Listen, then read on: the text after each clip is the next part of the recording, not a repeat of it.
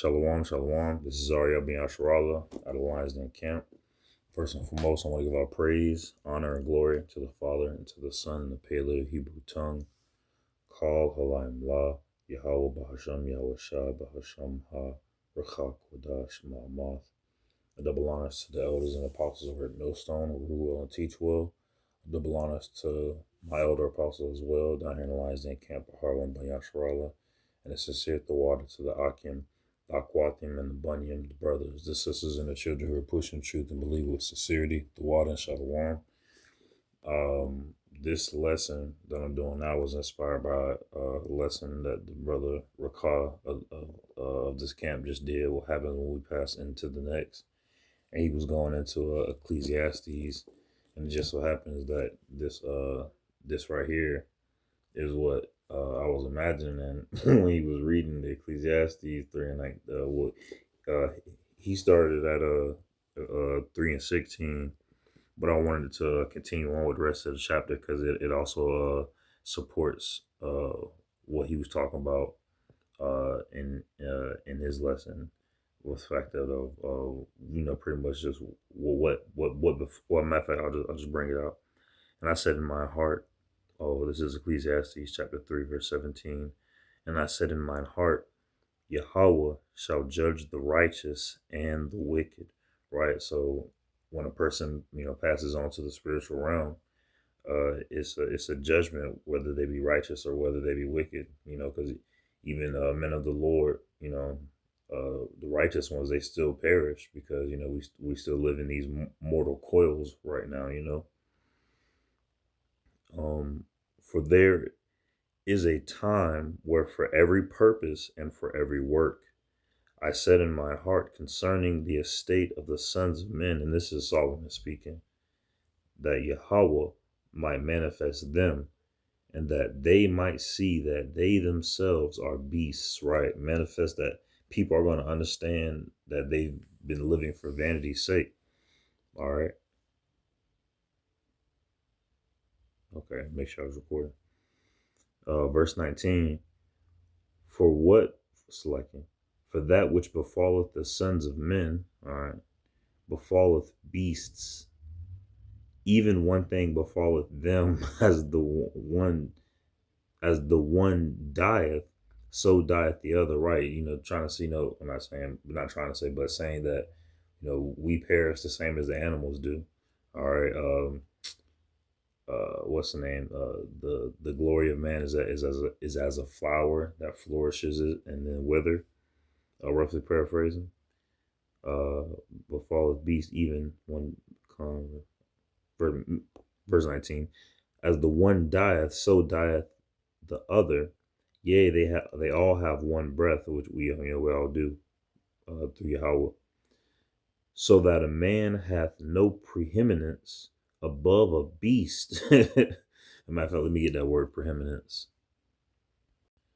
All right, so it says, I typed it in, preeminence says the state or quality of being preeminent, that is, being superior, dominant. Hold on. Meaning, right? Preeminence. The fact of surpassing all others, superiority. Got you. So, right there, when the bottom of verse 19, where it says, yea, they all have one breath, so that man hath no preeminence, which means superiority, above a beast, for all is vanity, right?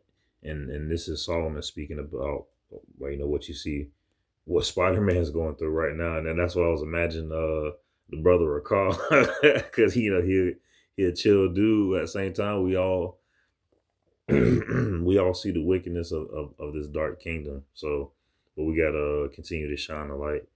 And it's cool to see the brother shine a light of Yahweh Shem Yahushua through dark times. It's always inspiring. What's the name? The elder pastor of this camp, Mahar One, he was on the live earlier this morning. So the light of the Lord is being shown throughout the dark kingdom. Verse 20.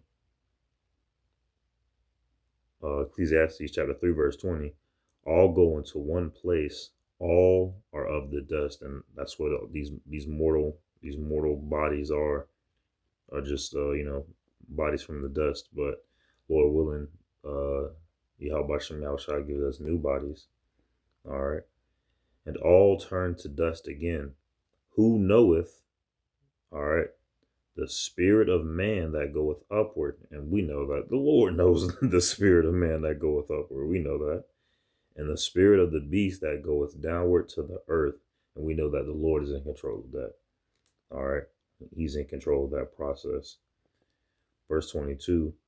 Wherefore I perceive that there is nothing better than that a man should rejoice in his own works, for that is his portion. For who shall bring him to see what he shall be after him? Right. All right. And matter of fact, I'm going to get that precept that's next to it. All right. Hold on a second. All right. So right there, Ecclesiastes chapter 22, it says, wherefore I perceive that there is nothing better than that a man should rejoice in his own works, for that is his portion. For who shall bring him to see what he shall be after him? And there's a precept right next to it to explain to go into this to go into that verse, and it's Ecclesiastes chapter 2, starting at I'm gonna start at verse 23. For all his days are sorrows, and his travail grief, yet his heart taketh no rest in the night. This also is vanity. That's the wicked man. Verse 24. There is nothing better for a man than that he should eat and drink, and that he should make his soul enjoy good in his labor, just earning daily bread. This also, having a skill that you can refine, so that you can also refine yourself. This also I saw that it was part from the hand of Yahweh, right? Yahweh giving us the spirit and power to be able to pretty much, build things. And well, matter of fact, I'm gonna keep getting it. I'm gonna keep reading it. Verse 25.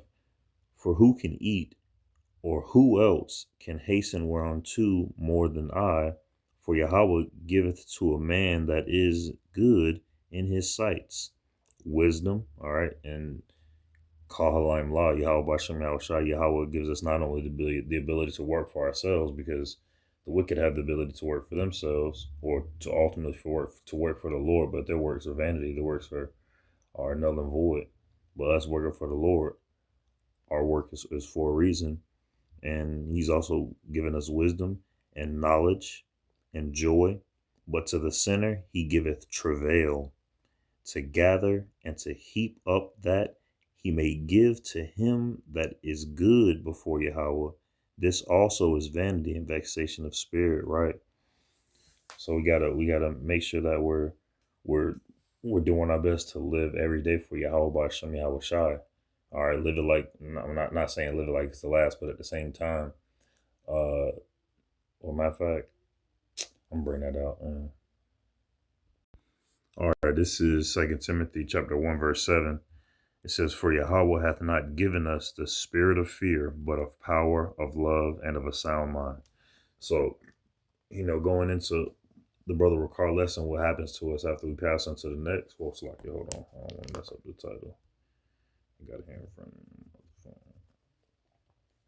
What happens when we pass into the next our spirit goes into the Father, and down here on earth, we just gotta, wait to see them again. They just went into a different place. All right. And know that they're good now because they're with the Father. If anything, they're praying for us, or it's like they ain't praying for us, but they're praying that the Lord hurries His presence in the it's like it hurries His presence in the earth. Well, when you gonna establish your kingdom, Lord, in the earth, But so not giving us the spirit of fear, but of power. All right, we'll make sure that make sure that our power comes from the Lord, Yahweh Hashem, Yahweh Shai, not from our own carnal desires or carnal carnalities. I'll just say. All right, not pride or arrogance or anything like that. Boasting of the scriptures, boasting against the branches, I'll say, but of power, of love, making sure that we love ourselves, love our brethren, uh, uh, um, Akim, Akwathim, Banyam, make sure that we're not, what's the name, offending thy little ones. All right. And then that's in everyday life, being wise as a serpent, harmless as a dove, of love and of a sound mind. All right. And of a sound mind, keeping our mind uh, low key like the flow state for just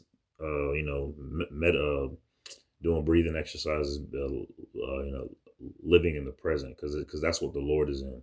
The Lord is in the present, and we want to not have our mind taken by thoughts of the past or thoughts of or be overtaken by the thoughts of the future. Having doubt and grief and worries and stuff like that. That's for the heathen because they don't know the Lord. Us having the knowledge and wisdom of the Lord allows us to go through a lot more. Go through a lot more, pretty much. But Lord willing, this lesson was edifying. Shalom.